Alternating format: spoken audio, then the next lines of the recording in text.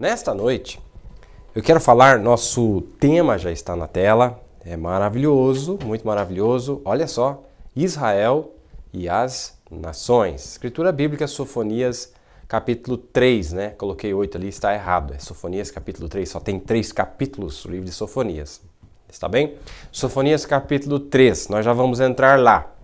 Só que antes de eu entrar neste tema que nós queremos falar, eu quero que você preste bastante atenção no que eu vou dizer no começo deste programa. Vai te ajudar muito, pois me ajudou demais. Muito mesmo. Então eu quero que você se prepare, que você esteja concentrado, você pare aí por um minuto o que você está fazendo. Isso aqui vai te ajudar muito a entender muitas coisas dentro da mensagem. Inclusive eu vou usar meu quadrinho aqui nessa primeira parte, alguns minutos, para nós falarmos. Eu vou mostrar 3 citações, 4 citações na verdade, 4 ou 5 citações, onde o profeta ele vai dizer algo para nós, e é uma coisa que eu vou confessar que eu nunca tinha entendido, e nunca tinha entendido mesmo, sou sincero em dizer. Mas, como eu disse para vocês, estamos chegando no final da estação do ensino, todas as coisas estão se fazendo claras para nós. Então, é bem simples, é bem simples. E eu vou mostrar para vocês, com a ajuda de Deus, a respeito de um pensamento que o profeta tinha. E este pensamento perdurou por muitos anos, ele tinha um ponto de interrogação na sua mente a respeito de um determinado evento. E eu vou mostrar para vocês qual é este evento. Vamos começar lendo lá no comecinho, em 1954. Ele estava falando a respeito de si, do seu ministério. E ele diz assim, ó. Vamos lá então. Qual é a próxima coisa? Os judeus têm de receber o Espírito Santo e serem batizados no nome de Jesus Cristo. O tempo todo eles têm perseguido e zombado. E lá, assim que o Espírito Santo for representado a eles, eles recebem o batismo do Espírito Santo, a igreja gentia é raptada. Preste bem atenção no que ele está dizendo. E aqueles que recusaram e apenas caminharam debaixo da justificação, o dragão, o poder romano, lança água, o qual unirá ao comunismo e pegará a igreja numa perseguição assim. Falando das virgens nécias, né? Lá estão eles descritos exatamente, no livro de Apocalipse, capítulo 12, né? Ele está se referindo. Irmão, quando vemos isso se aproximando, esta é a razão que eu estou orando. Esta é a razão que eu estou clamando a Deus. Senhor, eu quero chegar naqueles judeus. Permita-me começar lá na África, trabalhar com alguns daqueles gentios e muçulmanos, e permita-me ir até a Índia e tentar produzir, a mostrar-lhes o real Senhor Jesus Cristo e o seu poder, e seus poderes, seus milagres, seu batismo, tudo, e o Espírito Santo. Aí ele se vira para um irmão que estava na congregação e diz, irmão Biller, isto é o que você estava me perguntando. Quando eles vierem para Jerusalém, ficarem lá, e eu disser, agora, se Jesus é o Filho de Deus que ressuscitou dos mortos, ele conhece as coisas, assim como ele conhecia lá atrás no princípio. Ele pode produzir a mesma vida que ele produziu lá atrás. E se ele produzir, o aceitarás como seu salvador pessoal? E então mostrar que Deus, através de seus grandes poderes e coisas de seu poder ressurreto, ele está conosco. Então, quando eles fizerem isto, dizer, agora, vocês que o têm recebido como vosso salvador pessoal, espero que haja milhares deles. E aí dizer, o mesmo Espírito Santo que caiu no dia de Pentecoste está aqui mesmo para vocês. Então o evangelho volta àqueles judeus nesta hora. Então haverá um avivamento entre aqueles judeus que transportará milhares vezes milhares e 144 mil para dentro do reino de Deus. Serão selados pelo anjo selador. Confio que ele está vindo do leste. É para este lado que ele está de nós agora, com seu selo em sua mão. Então, eu quero estar ajuntado lá. Enviei uma perseguição daqui, uma perseguição de lá, afugentei os judeus o máximo que pude, eles foram levados de volta.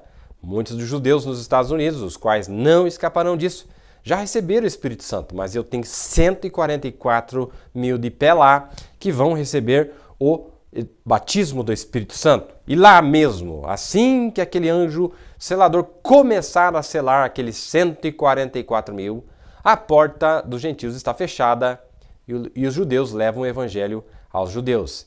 E eles terão um avivamento que varrerá o mundo todo. Aleluia! Isso aqui está em Perguntas e Respostas de 1954. Olha a importância de nós captarmos esse entendimento que o profeta tinha.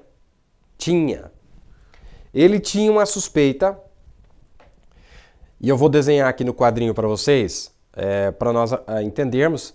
Isso aqui vai ser muito bom, vai responder muitas perguntas que as pessoas têm, eu acredito, não é? Então, o profeta estava dizendo o seguinte, ó. Vou colocar aqui o período da tribulação, como a gente sempre faz, né? Os 3 anos e meio da tribulação. A gente sempre faz essa timeline aqui, né? Essa linha do tempo. O tempo da tribulação. O que o profeta estava dizendo? Ele começa a apontar para nós, lá em 1954, que ele pensava o seguinte. Que aqui, ó, pouquinho antes de nós irmos no rapto, um períodozinho aqui, ó, um pouquinho antes de nós irmos no rapto, aqui eu vou colocar rapto, né? Rapto. Ele tinha um entendimento que quando chegasse aqui nesse pequeno período onde eu coloquei em vermelho, que ele levaria a mensagem para os judeus. Aqui, ó, o entendimento que ele tinha. Aqui, ó, vou colocar em vermelho aqui, ó. Antes do rapto. E assim que voltasse para os judeus, então o rapto aconteceria e a igreja morna entraria para a tribulação. É o que ele está dizendo nesta citação. Então aqui vou colocar em vermelho, levar mensagem aos judeus. Gentios, né? Gentios, levar mensagem aos judeus. Então ele tinha vou fazer uma flechinha aqui, ele tinha esse entendimento.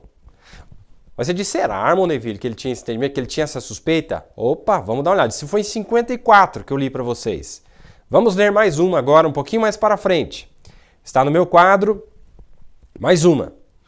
E quando eles atormentavam a igreja, falando de Moisés e Elias, o mundo através da pregação deles e recebendo os judeus de volta, eles trazendo de volta o arrependimento, trazendo-os de volta para crer. Aí ele diz, quando eles virem Jesus vindo pela noiva, eles dirão, eis que, está falando dos judeus, eis que este é o nosso Deus que aguardávamos, é ele, mas ele não está vindo por eles, ele vem por sua noiva.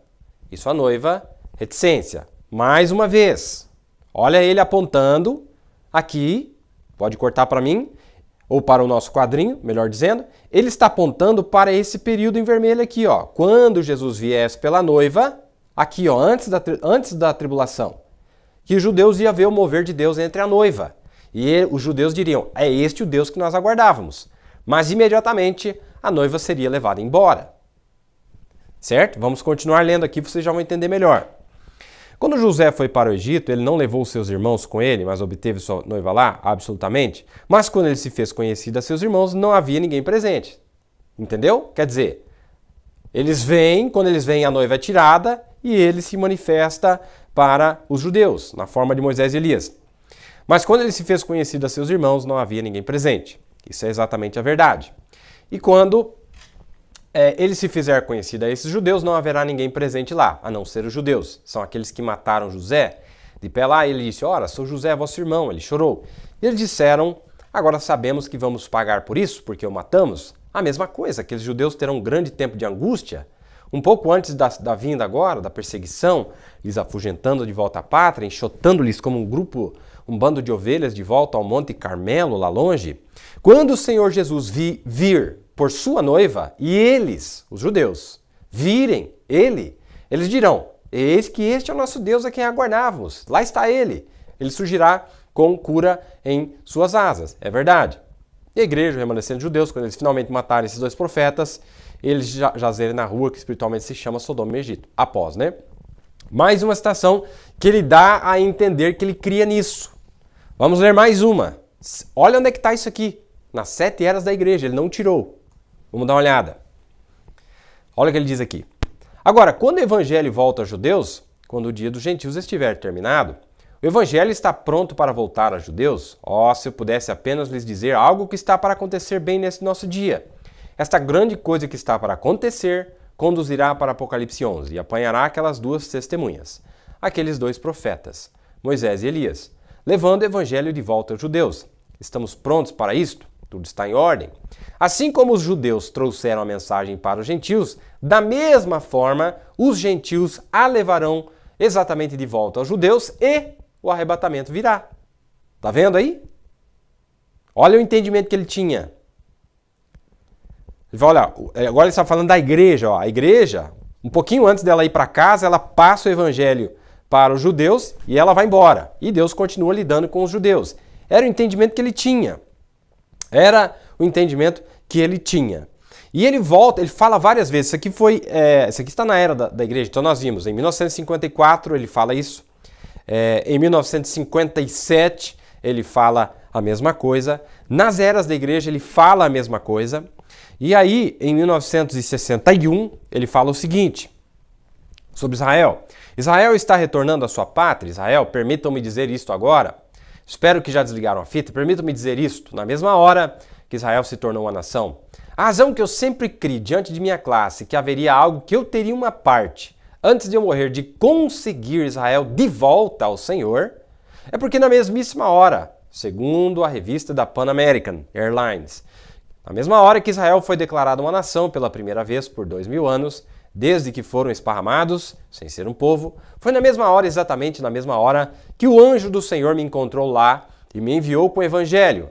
A mesma coisa, no dia 7 de maio de 1946. Agora, então, outra coisa que me causa pensar assim, porque diz que restauraria o coração dos filhos aos pais e também os corações dos pais aos filhos. A mensagem. Notem Malaquias 4, não no 3, mas no 4.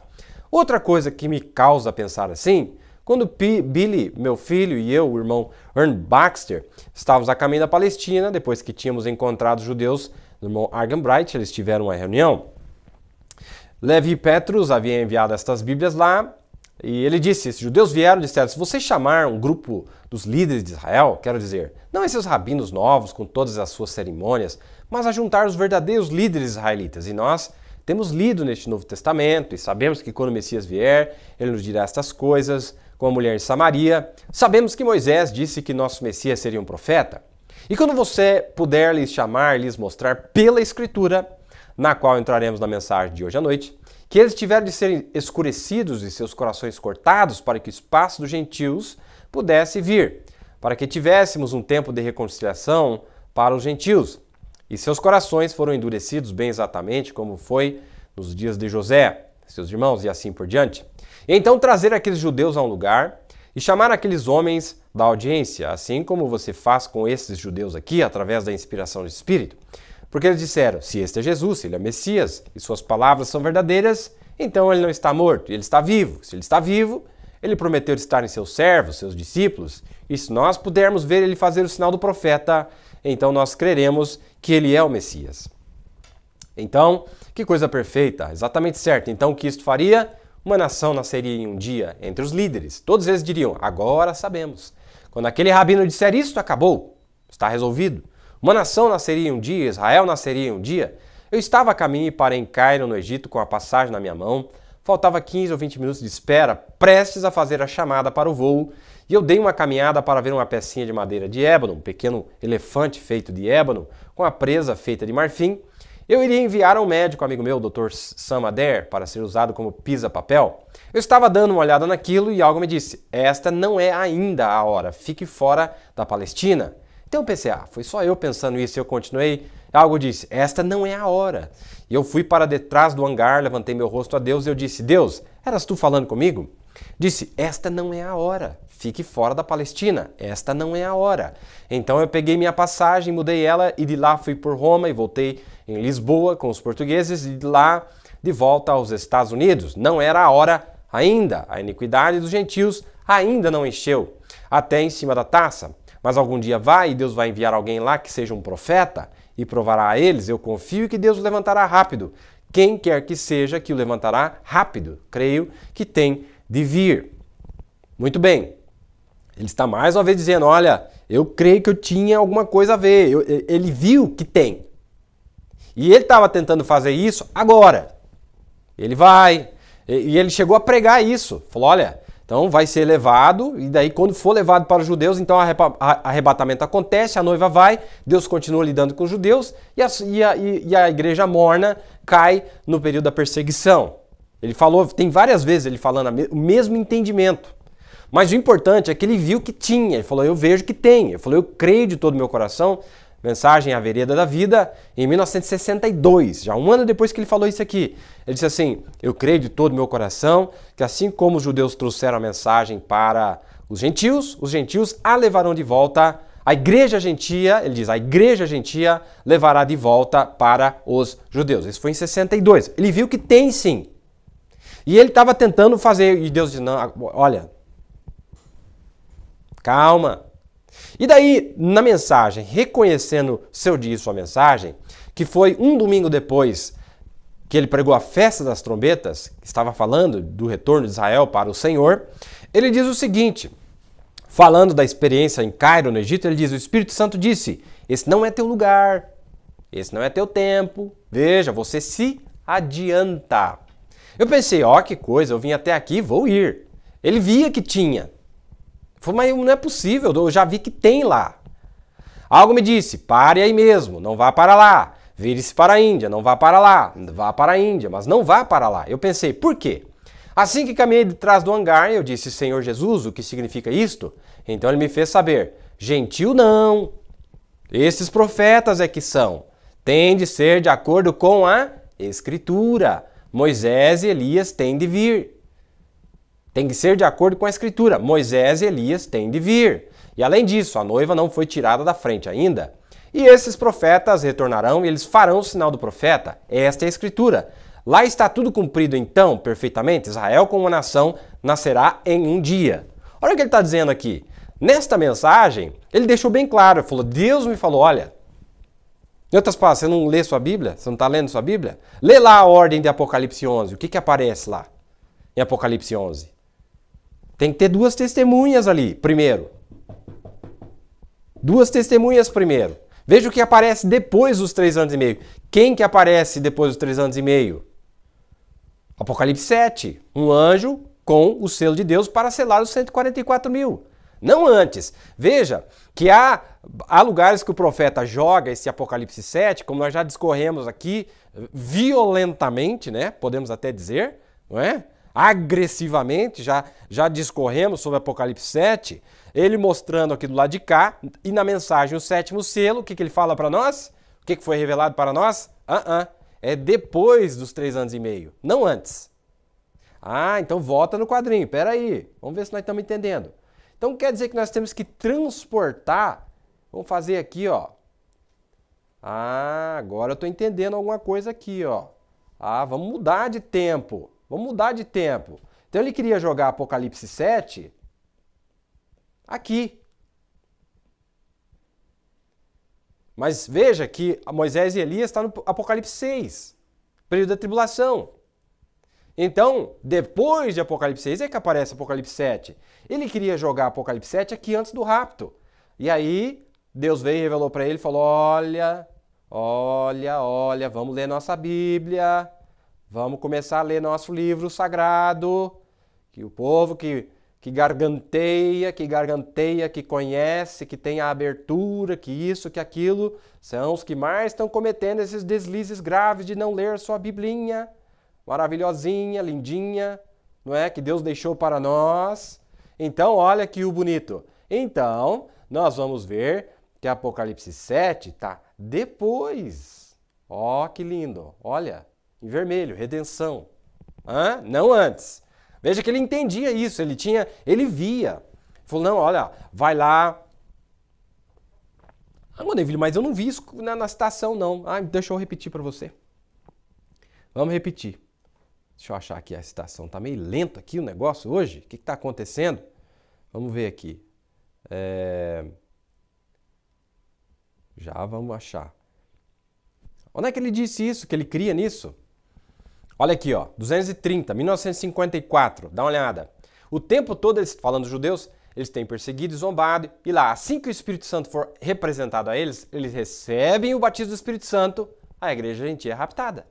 Aí no 231, Senhor, eu quero chegar naqueles judeus, permita começar lá na África, porque ele viu que tem que vir do leste, né? É daquele lado. Na África, trabalhar com alguns daqueles gentios e muçulmanos.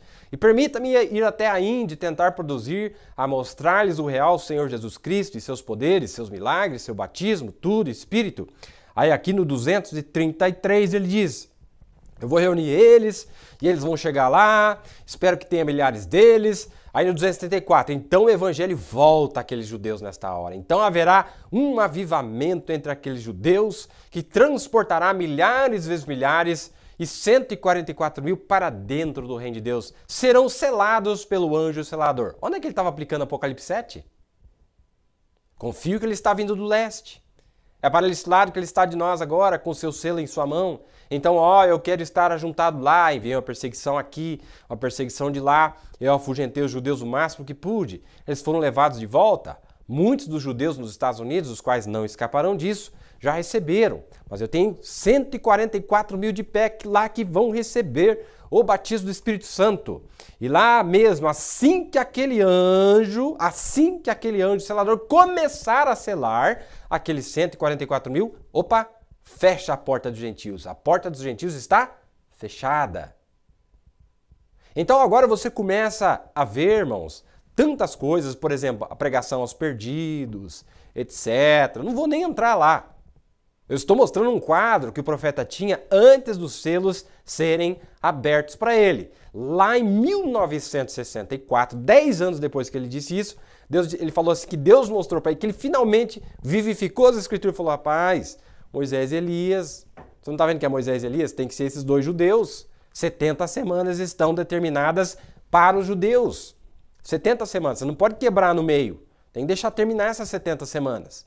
Moisés e Elias tem que terminar essa última metade da semana. Como que você vai tentar aparecer antes?